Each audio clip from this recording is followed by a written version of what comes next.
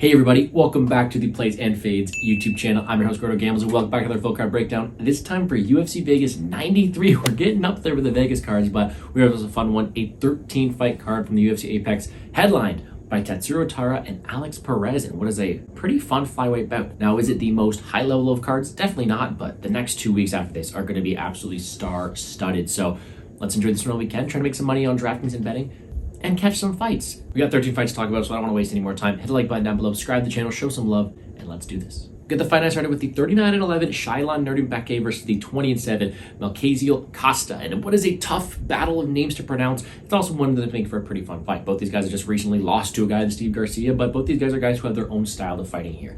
Costa is going to be someone who's going to be the better striker of the two. Way better technically, has good kicks, good volume, good offense in general, but he is someone who can be taken down. Nurdanbieke is like the complete opposite. A guy who can struggle in the field. Although he does have power, struggles in volume, is hittable, but he has a phenomenal takedown game, and he is someone who can continue to go forward and push that grappling heavy offense. Now, although Quinlan isn't the best jiu-jitsu grappler, he's a guy who can lose position sometimes. He's a guy who I can trust to go out there and shoot takedowns. He's a guy who will complete them at a very high clip. 2.9 takedowns for 15 minutes. He is very aggressive in doing so, and I do like his ability to go out there and compete at such a high rate, eliminating the offense from a guy named Costa. Now, if this fight plays out to be a 15-minute striking affair, I favor a guy in Costa. He's got great power. We saw Quinlan hurt on the feet before, especially by Steve Garcia, and although the grappling is there, Quinlan does struggle defensive. So in my eyes, this is a striker versus grappler matchup, one that I think is a pretty fun fight, closely contested, but I'm going to take the grappler in this one. And I do understand why people are taking the shot on Costa. I think he's going to be the more dynamic striker, but a guy who shoots takedowns so aggressively, a guy who I know what his game plan is going to be, I can trust him to push a heavy pace and look to target the one weakness Costa has.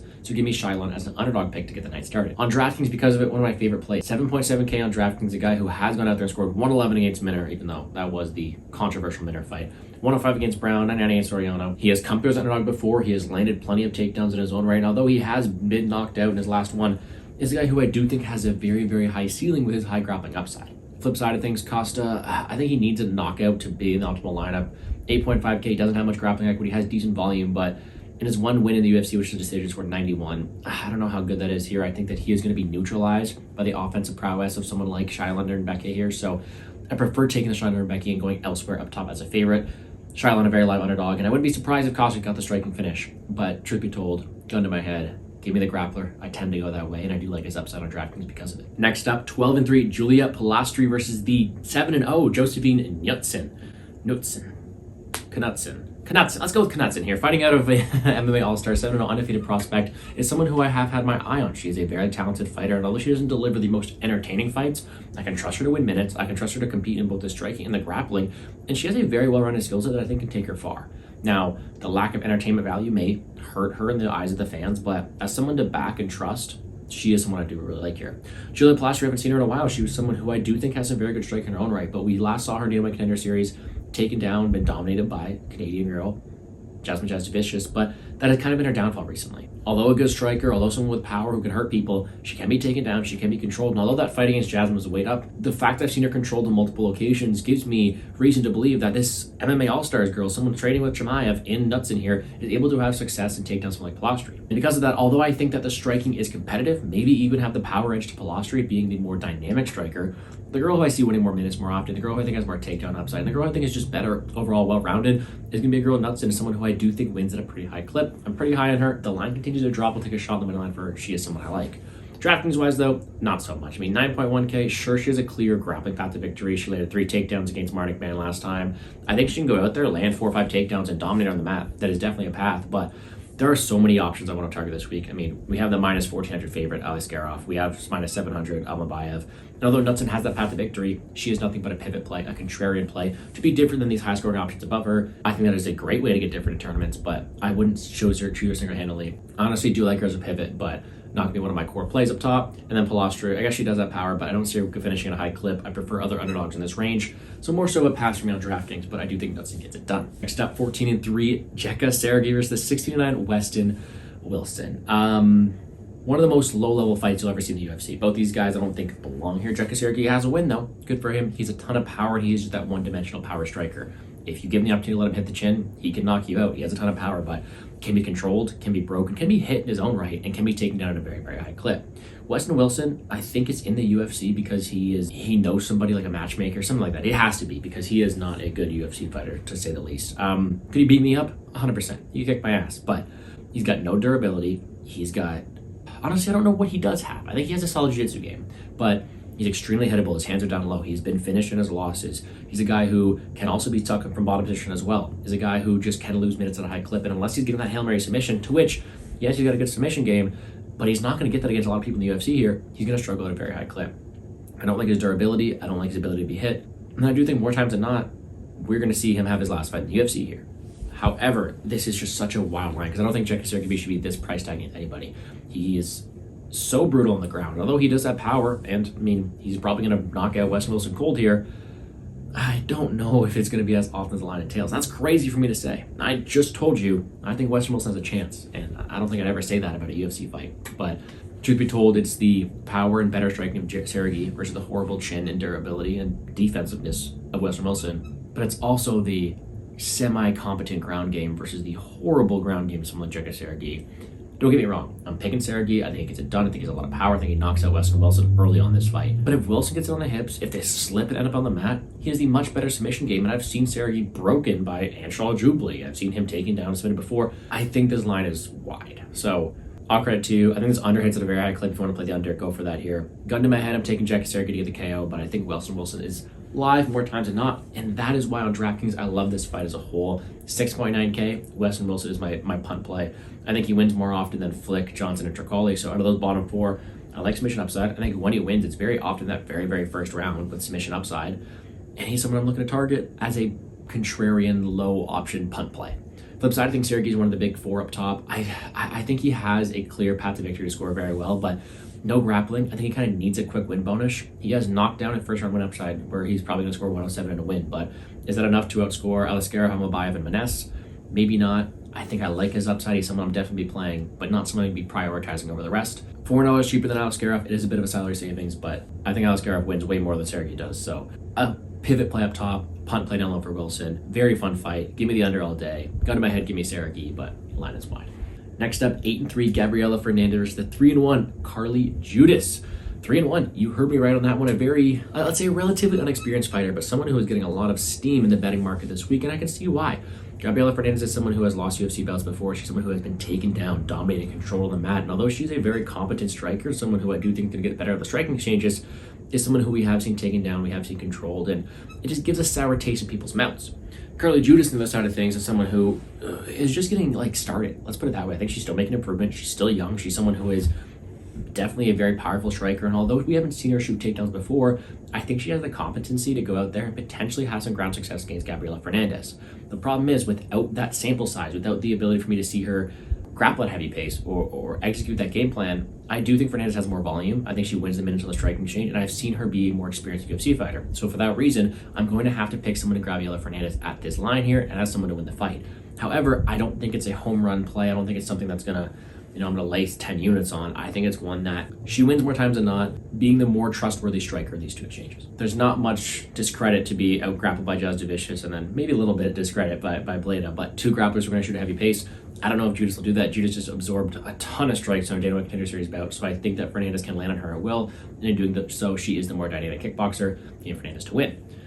DraftKings-wise, though, Fernandes may be, and this is no exaggeration, maybe the biggest DraftKings fade of all time. Like 9K for someone who does not shoot takedowns, who I do not see getting a finish at a high rate. Especially on a slate that has Seragih, Maness, Almabaev, Aliskerov, Ulanbekov. Like, I'm not getting to a girl like Gabriela Fernandes, especially considering she should be priced at like 8.3 considering her price tag. So pass on Fernandes. I guess by definition, Judice is value because her money line's getting closer. At time of filming, she's plus 125, so therefore she shouldn't be 7.2K. And in theory, she should have a grappling path to victory if she wants any tape at all. However, considering I'm not picking her and considering the stuff I expect to go the distance all that often, is someone I'm not getting to, like I'm not forcing into my lineup. I will be playing a bit of her as an underdog. I do think she's live to win this fight. I'm not picking her, but at 7.2K, it allows you to get a lot of these big options, and you need these big underdogs to have success. Give me a little bit of Judice, but on the money line, on the pick side of things, give me someone like Fernandes. Should be an interesting fight to see what the game plan Judice is, being so youthful in MMA.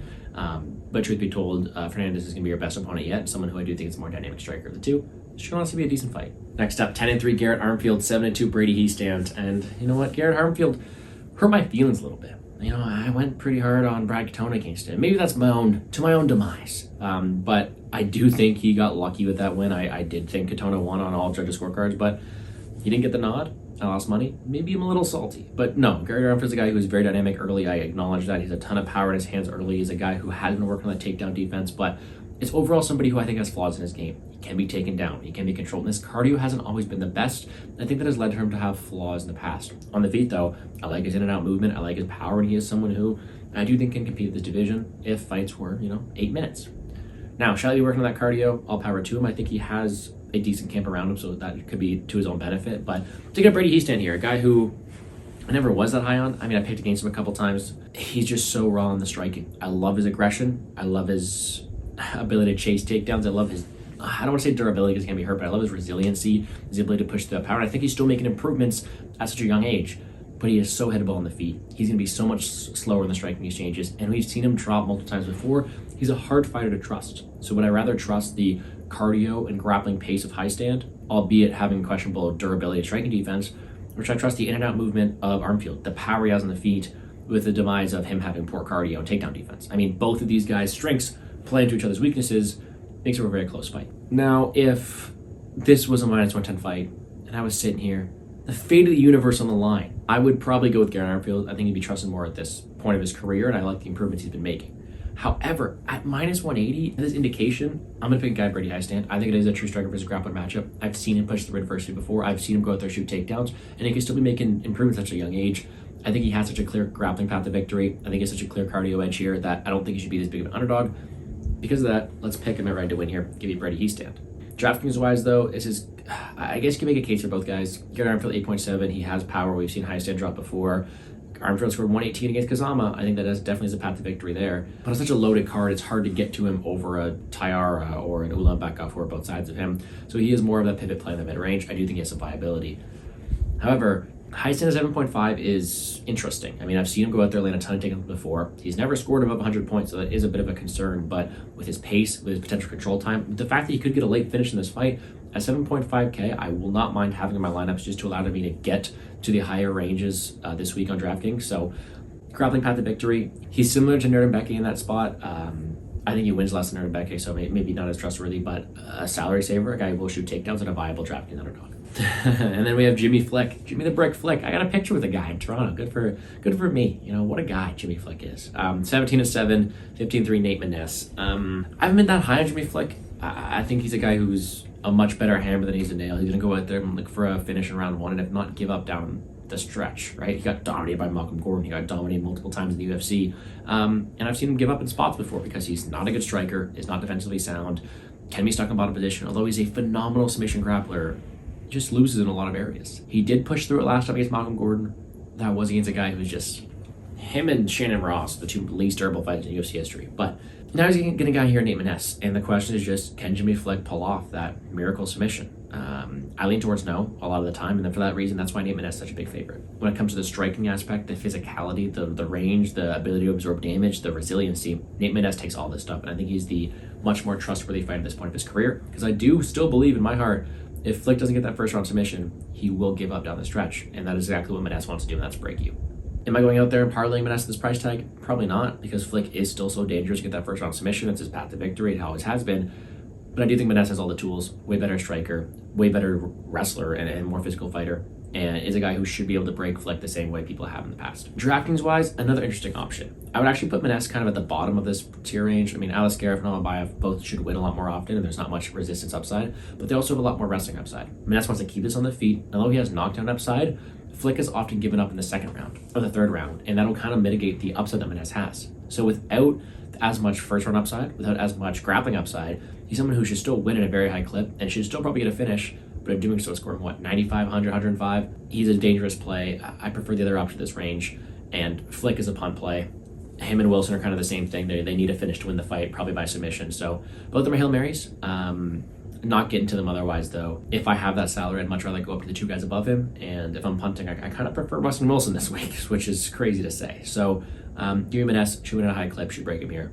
Fun fight, though, for as long as it lasts. And then the prelim headliner, which maybe shouldn't be in the prelims. Joshua Van, 10-1 to Gear Ulanbekov, 15-2. I like Joshua Van, very aggressive striker. A guy with throw at a very high pace, good activity, great ability to rip to the body as well, build as fight goes. I love his striking, but still very, very young, relatively untested, and now he's getting that big test here against Gear Ulanbekov and off. All right, a guy who'll go out there, who'll shoot takedowns at a high clip, very dangerous grappler. And although who doesn't have maybe the same striking power or, let's say, technique as someone Van, still someone who is technically sound, is well-rounded there, and should put up a close fight.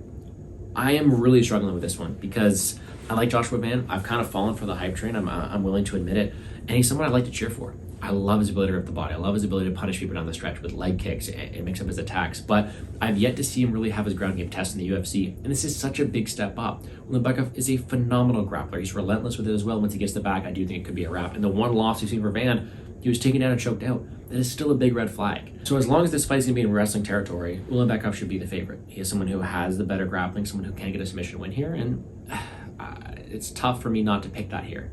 But on the feet, I think Joshua Van is able to break a guy Ulanbekov, is able to mix the levels, is still young and potentially making the improvements in his takedown defense, and is someone who will look to punish Ulanbekov as the fight goes on. I don't think this line should be that wide. I'm very tempted to pick Van here. I kind of want to, but I'll stick with the read of the grappler here. I think Ulanbekov is a guy who should have more opportunities to finish this fight than not. He should be able to, let's say, check to see how real the hype is on the guy Joshua Van. And although I'm cheering for Van, I gotta pick the relentless wrestling of someone like Ulanbekov to neutralize a guy who hasn't really been wrestled before. So give me Ulanbekov reluctantly. I'm cheering for Van in his striking. This should be a fun matchup. DraftKings wise, though, both these guys are live. I mean, Ulanbekov, 8.9K, a bit expensive, but has gone out there and scored well before. 119 against Durden, 100 against Maness. He has the ability to go out there, win by submission, have an opportunity to go out there and have a grappling path to victory. I think he has to probably get it done early, and I think he has all the chance to really get a submission. At 8.9K, he's a very sneaky option away from that top range. Flip side of things, though, Van is someone who I think is very live. Like I said, 7.3K, I want to pick him, and he scored 134 against Brunez, 106 against Borjas. He has a ton of volume. He will go out there, push a very high pace, and I especially with the grappling heavy approach of Ulanbekov, he's going to have to push that pace. He's going to have to go out there and fight at a very high clip. And for that reason, I think he's a live underdog. 7.3K, he has striking upside, he has volume upside, he has potential knockout upside, considering how good of a striker he is. I don't think he wins this fight, so that mitigates the upside I have on him here. I'm not going to be jamming him into any play, but a very viable underdog and someone I will be playing at 7.3K. On to the main card now. We have the 9-4 Adam Fugitt versus the 6-2 Josh Quinlan. And this is another one that, it's a tough one for me. I don't want to lose faith in a guy like Quinlan, but he has not looked good recently. He is a guy who was highly touted with his power from the UFC, but he's been picked apart at range. He's had a lot of flaws, and that one win against Witt does not do much here. But it's just seeing Adam Fugitt at a favorite price tag doesn't sit well with me. He's been an underdog in all three of his appearances, and I mean, he's fought some good level of competition, but he is still someone who I don't rate to be the highest level UFC prospect. I don't see him fighting for the top 15 anytime soon. He's a grinder, good heart, solid frame, and a well-rounded skill set, but I don't think he excels anywhere. I don't think he is the most durable fighter. I don't think he is the best pure technical striking. I think he can be hit, and I think he can be taken down, and all those things lead to potential downside for the guy. I think he's got a ton of heart, and if this fight, the later the fight goes, the more it favors him because he is so willing to go out there and engage and win minutes. But I don't think it's time to write off Quinlan just yet. I think I'm going to give him one last shot here, and I think I am going to pick Josh Quinlan. He's a ton of power in his own right. We never doubted that. And although he's been hit, he's been pieced up before, I can't compare the striking of Fugitt to Danny Barlow or the length of Trey Waters. So give me Quinlan. He's a ton of power. I've seen Fugitt hurt before, and I think he has the ability to go out there and do that. And although Fugitt has a solid wrestling game, Quinlan's a black belt. I think he has physicality in this matchup, and I do think he can outmuscle a guy like Fugitt. Additionally, I've seen Quinlan be extremely durable, maybe too durable, absorb a lot of damage, and I do think that the more finishing upside leads to Josh Quinlan. It was a very close fight, a pretty ugly fight.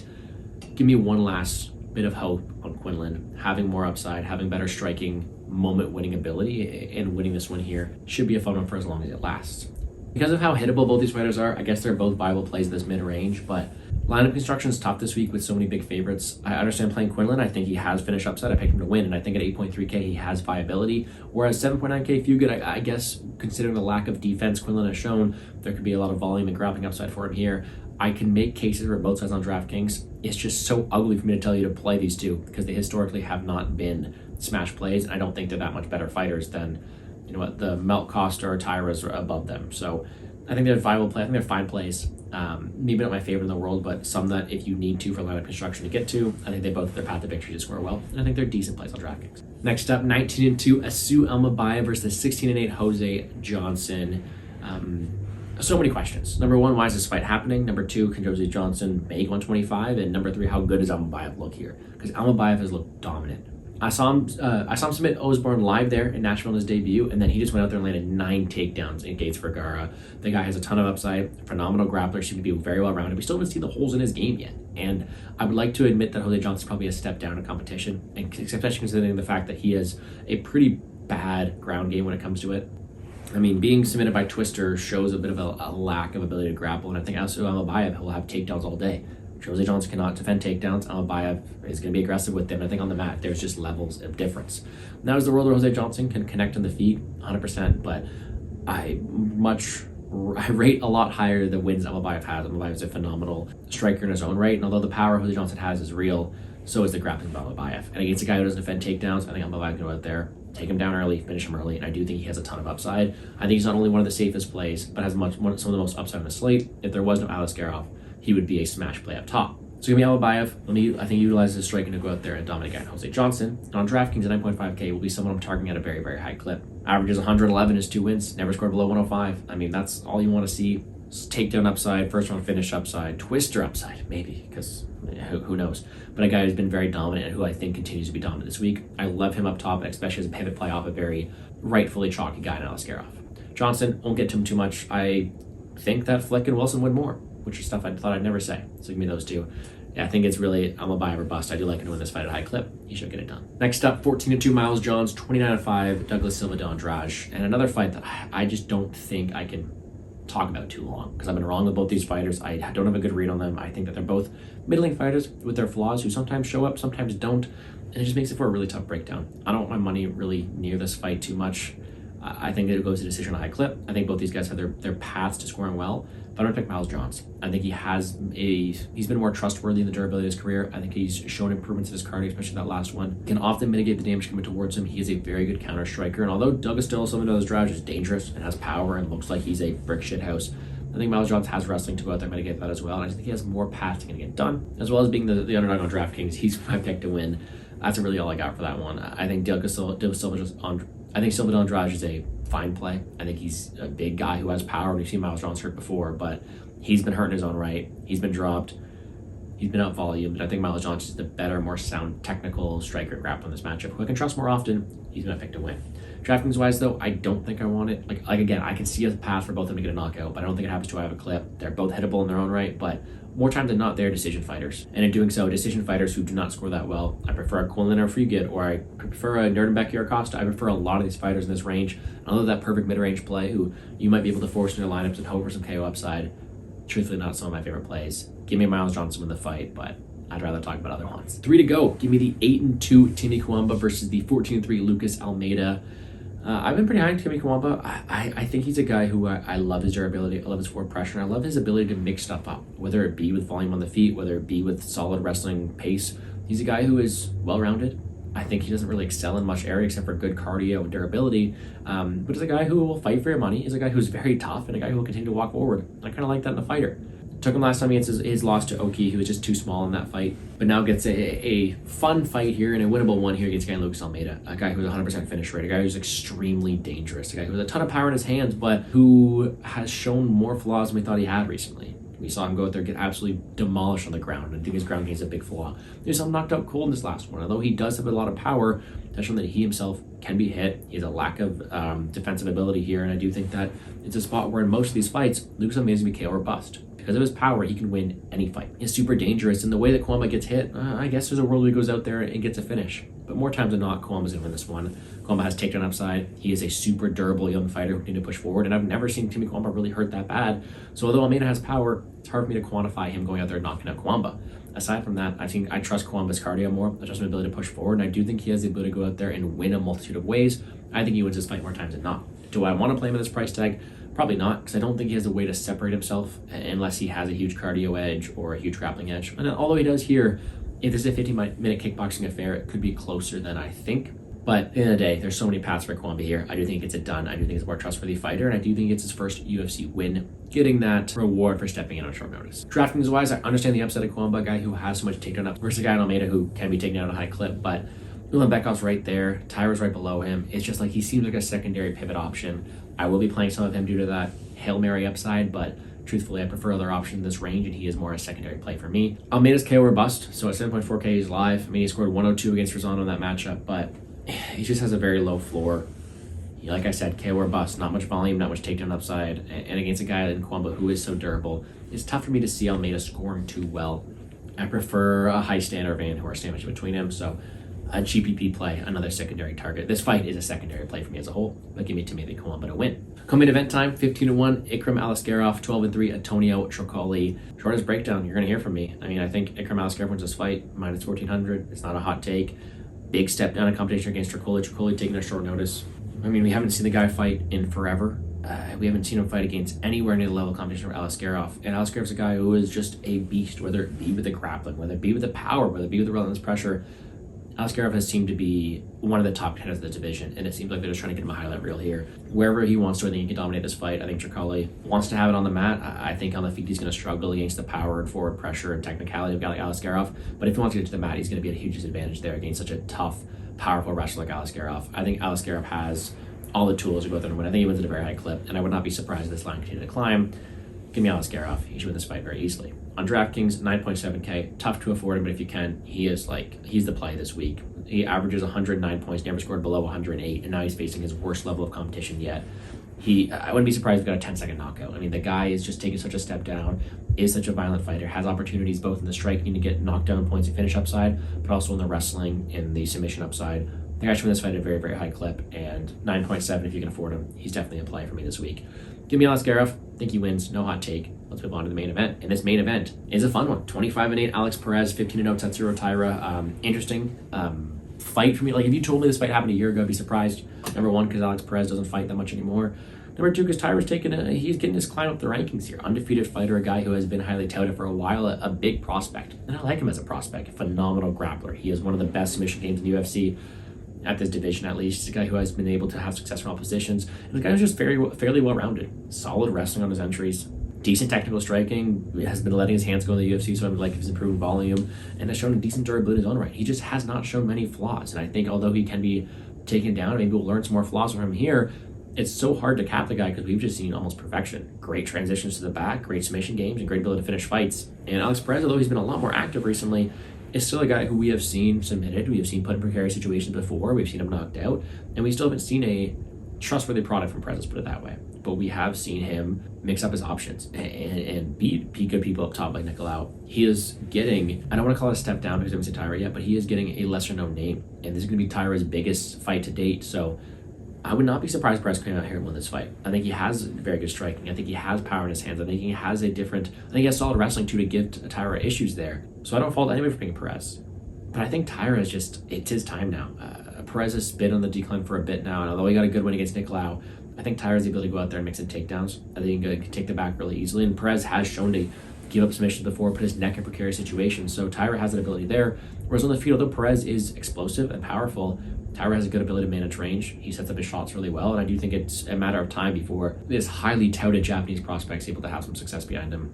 I think they're looking to fast track him to the top here, and although Perez is no joke, I'm going to have to side with Taira. DraftKings-wise, though, a fun fight. 5 rounds to work, so Taira 8.6K. He's a great option. Averages 101 points, has done pretty well on DraftKings, never scored below 96. 8.6K, not to pay too much for him. He has 5 rounds to work with takedown upside, finish upside. I love him as a play this week, 8.6K. But I also get the love for Perez, 7.6. I just went out there, scored a second-round knockout against Nicolau. We've seen him score finishes before, and we have seen him put on a pretty solid pace. So he's someone at 7.6K who I'm not writing out, someone I will be having in my lineup. I think he is a very viable play as well. But in this matchup here, I'm picking Taira. He's my preferred play of the two because I'm picking him to win, and I do think he gets this one done. Should be a phenomenal fight. Give me the rising Japanese prospect to continue climbing the ranks here. That's going to do it for me here on the Plays and Fades YouTube channel. Quickly running through my quick picks. Taking Tatsuro Taira, Ikram Aliskerov, Timmy Cuamba, Miles Johns, Asu Almabaev, Josh Quinlan, Tagir Ulanbekov, Nate Maness, Brady Hiestand, Gabriela Fernandes, Jekka Seragih, Josephine Knutsson, and Shailon Nurdanbieke. On DraftKings, a ton of things to talk about. I mean, first of all, that top range. Aliskerov, Almabaev, those two, I want to force my lineups. As much as I have salary, I want to get to them. Mid-range, Ulanbekov and Taira are the two I'm going to the most. The pivot plays for me are going to be the Armfield and Quinlan's. Underdog-wise, I love Nurdanbieke. I think he has a ton of upside. Hiestand against the wrestling game shows some upside as well. And then Joshua Van, 7.3K. Very solid play. Shall be able to defend off the takedowns early. And then down low, Wilson and Flick, both punt plays, both GPV plays, and both guys who I'm going to be getting to more than I want to admit about. But when they win, they score 100 points. I don't think it's often, but I'm going to sprinkle it in on what is a pretty volatile card. Reignmakers-wise, pretty simple. Aliskerov, Almabaev, Seragih, Ulanbekov, Taira. I like that. Betting-wise, not much locked in. I will probably get to some Shyla Nurdanbieke. I might even get some Gabriela Fernandes. And I'll look to target some under props. Maybe parlay up the under in the Seragih Wilson fight with Almabaev on the money line. Who knows?